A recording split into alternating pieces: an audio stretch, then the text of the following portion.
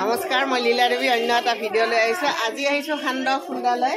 আমাৰ এই সান্দহ ভাজি আছে কল্পনা দেৱী আৰু কল্পনা দেৱীৰে ছোৱালী ভৈৰৱী। এয়া আমাৰ কইনা। চাওক, বহুত বহুত শুভেচ্ছা, বহুত শুভকামনা জনালোঁ।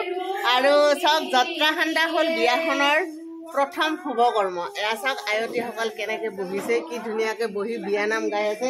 যদিও চহৰ অঞ্চল, তথাপিতো আমাৰ এই অঞ্চলটোত নামতীসকলে ধুনীয়াকৈ গীত মাত গীতেৰে পৰিৱেশটো সুন্দৰ কৰি তোলে। আৰু যাত্ৰা সান্দহ খুন্দাৰ আগতে আপুনি দেখিছে কি ধুনীয়াকৈ ইয়াতে শৰাই দিছে, চাকি দিছে, তেল দিছে।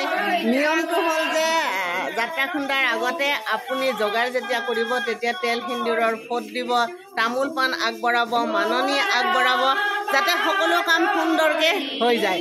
আৰু আয়তীসকলে ধুনীয়াকৈ আহি গীত মাতেৰে পৰিৱেশটো সুন্দৰ কৰি তোলে। আৰু আয়তীৰ উৰুলি হ'ল প্ৰথম মংগল ধ্বনি, যি ধ্বনিয়ে এটা উৎসৱ, যি বিয়া এখনতো এটা উৎসৱে সুন্দৰ মাংগলিক অনুষ্ঠান এটা, সেই মাংগলিক অনুষ্ঠানটো যাতে সুন্দৰকৈ হৈ যায় সেইবাবে প্ৰথমে আয়তীৰ উৰুলিলে কামখিনি আৰম্ভ কৰা হয়। আৰু চব কিমান ধুনীয়াকৈ আয়তীসকলে বিয়াৰ গীত গাই আছে।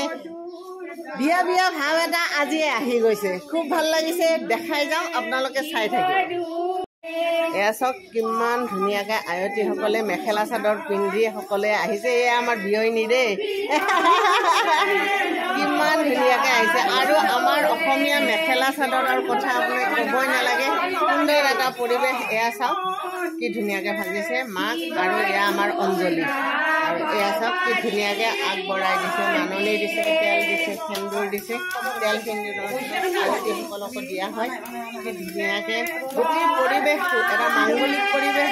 আৰু কি ধুনীয়াকৈ আয়তীসকলে গান গাই আছে, গীত গাই আছে। বিয়াৰ গীতটোৱে আচলতে কৌস্তৱ বৰা এটা অনুষ্ঠানৰ, অসমীয়া বিয়া অনুষ্ঠান এটাৰ পৰিৱেশটো আচলতে এনেকৈ সুন্দৰ কৰি তোলে। আয়তীৰ গীত মাতে, ইমান ধুনীয়া লাগিছে সকলোকে। আৰু এয়া ডাৰ্লিং আমাৰ বন্তি বাইদেউ, আৰু বন্তি বাইদেউৰ ভণ্টি, চবকে ধুনীয়া লাগিছে দেই, চবকে ধুনীয়া লাগিছে। আৰু চাওক এয়া যাত্ৰা ভাজা হৈ গ'ল, এতিয়া খুন্দিব লৈছে। চহৰীয়া তিৰোতা হ'লেও কিন্তু কষ্টাত আছে চবতে। হম ভি কিছি সে কম নেই, ধুনীয়াকৈ কৰক। চব কি ধুনীয়াকৈ উৰাল লৈ আহিছে। যিহেতুকে চহৰ, ইয়াতে ঢেঁকী নাই, কিন্তু ঢেঁকী নহ'লেও মাংগলিক যিখিনি কাম সেইখিনিতো ধুনীয়াকৈ কৰিব লাগিব। গতিকে সকলো কাম মংগলভাৱে যাতে হৈ যায় তাৰ বাবে। আৰু চাওক ইয়াতে কি ধুনীয়াকৈ ফোট দি লৈছে।